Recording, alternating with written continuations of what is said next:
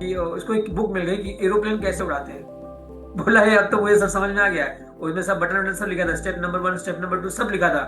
फट से बुक लिया, फटाफट एयरपोर्ट पहुंचा और प्लेन की सीट पे, पायलट सीट पे बैठ गया। कॉपी खोला, लिखा था कि इतनी सारी बटन दिख रही है, उसमें से बटन नंबर 5 दबाइए। उसने बटन नंबर 5 दबा दिया, तो पूरे प्लेन की पूरी लाइट जलने लग गई वहाँ। फिर अगला अगला स्टेप आपने कहा कि सबको अनाउंस करो कि अपने अपने यात्री सब अपने अपने सीट बेल्ट को दबा दें। तो उसने कहा कि बटन दबाया, तो अनाउंसमेंट हो गया कि सब सब लोग अपने सीट बेल्ट को दबा लें। और फिर थर्ड नंबर पे उसने कहा कि अब आपको क्या करना है, इस बटन को दबाना है तो हमारा प्लेन जो है रनवे पे जाके टेक ऑफ कर लेगा। और फिर उसने क्या किया, फिर वो बटन दबाया, और बटन दबाने के बाद प्लेन रनवे करके टेकअप कर लिया। कहा इतना इजीली, इतना टफ बताया पायलट बनने के, तो पायलट बन गया।